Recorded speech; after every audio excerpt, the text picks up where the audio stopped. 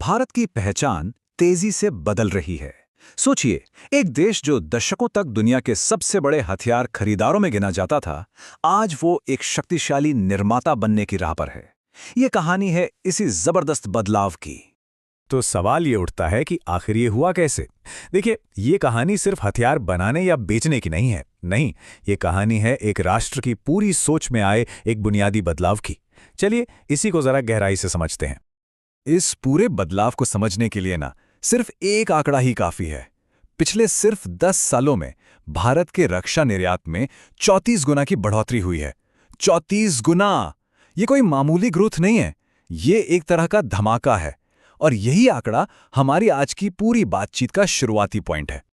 तो शुरू करते हैं पहले हिस्से से, भारत की रक्षा क्रांति, जो कि आंकड़ों और महत्वाकांक्षा की एक कहानी है।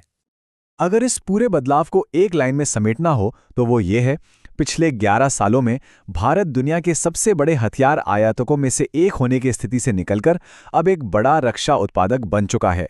दशकों तक हमारी कहानी एक इंतजार करते हुए खरीदार की थी, लेकिन आज की हकीकत एक आधुनिक निर्माता की है। देखिए, किसी भी बड़े बदलाव के पीछे पैसा एक बड़ी वजह होता है, और यहां भी ऐसा ही है। रक्षा बजट को देखिए, ये 6.81 लाख करोड़ रुपए तक पहुंच गया है। ये सिर्फ एक नंबर नहीं है, ये अपने आप में एक बहुत बड़ा संदेश है, जो ये दिखाता है कि भारत अपनी रक्षा क्षमताओं को लेकर अब कितना ज्यादा गंभीर है। अब आते हैं दूसरे हिस्से पर, प्रतिद्वंदियों से घिरा पड़ोस। सवाल यह है कि आखिर इस बदलाव की जरूरत पड़ी ही क्यों? इसका जवाब हमें भारत के भूगोल और उसके आस पड़ोस में मिलता है। एक बहुत दिलचस्प विश्लेषण है जो भारत को एक ऐसा किला बताता है जिसके कवच में एक दरार है, और ये बात काफी हद तक सही बैठती है। भारत एक किले जैसा जरूर है, लेकिन इस पर लगातार हमले हो रहे हैं, और ये हमले हमेशा बंदूकों और तोपों वाले नहीं होते। असल में आज के जमाने में युद्ध का ऐलान करके लड़ाई नहीं होती। अब एक नया शब्द इस्तेमाल होता है, ग्रे जोन। ये शांति और खुले युद्ध के बीच का एक धुंधला सा इलाका है। मतलब ये कि किसी पावर ग्रिड पर एक साइबर हमला कर दिया, या सोशल मीडिया पर कोई झूठी खबर फैला दी जिससे दंगे भड़क जाएं। ये सीधा सीधा युद्ध तो नहीं है, लेकिन इसका नुकसान उतना ही असली और खतरनाक होता है। और ये खतरा तब और भी ज्यादा पेचीदा हो जाता है जब पड़ोसी देश मिलकर काम करें। विश्लेषक इसे मिलीभगत वाला ग्रे जोन खतरा कहते हैं। जैसे जब पाकिस्तान को अपनी अंतरिक्ष क्षमताओं के लिए चीन से मदद मिलती है, या जब दोनों देश मिलकर साइबर हमलों को अंजाम देते हैं, तो जाहिर है हमारे लिए चुनौती दुगनी हो जाती है। वैसे इस हालत की जड़ें हमारे इतिहास में हैं। जरा सोच कर देखिए, एक ऐसी सेना जिसके टैंक रूस से आए हैं, लड़ाकू विमान फ्रांस से और राइफलें इजराइल से। अलग अलग देशों से आए इन उपकरणों का जो चिड़ियाघर बन गया था, उसका रख रखाव और मरम्मत करना किसी बुरे सपने से कम नहीं था। लॉजिस्टिक्स के लिए ये एक बहुत बड़ी चुनौती थी। तो अब आते हैं तीसरे हिस्से पर, आत्मनिर्भरता की रणनीति। तो भाई, इन सारी चुनौतियों का जवाब क्या था? जवाब सीधा था, अपनी ताकत खुद बनाना। और इसके नतीजे एकदम साफ हैं। एक तरफ लगातार बढ़ता हुआ रक्षा बजट है, जो सरकार का इरादा दिखाता है, और दूसरी तरफ आसमान छूता हुआ उत्पादन है, जो उसके परिणाम को दिखाता है। पैसा और उत्पादन, यही इस पूरी रणनीति का निचोड़ है। तो सवाल ये है कि ये सारा पैसा जा कहाँ रहा है? जवाब है, घर में ही रह रहा है।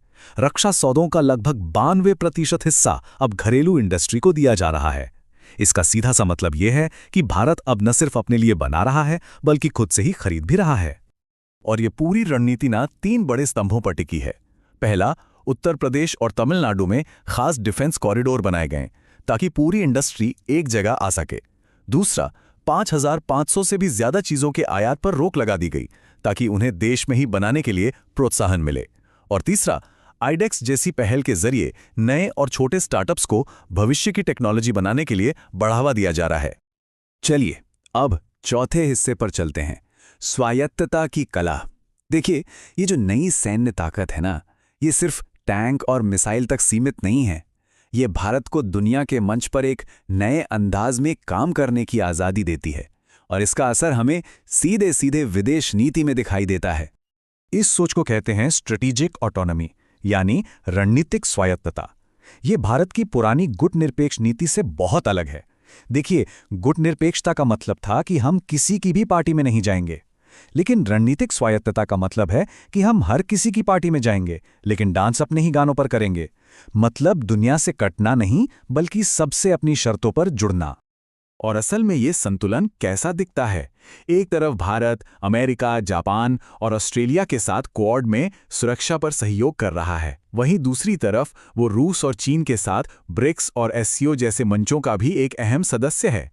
एक ही समय पर दो अलग अलग ध्रुवों के साथ काम करना, यही तो रणनीतिक स्वायत्ता है। और अब आते हैं आखिरी हिस्से पर, राष्ट्रीय सुरक्षा की नई परिभाषा, यानी सिद्धांत से एक्शन तक। तो इस नई सैन्य ताकत और नई विदेश नीति का नतीजा क्या निकला? एक शब्द में कहें तो एक्शन।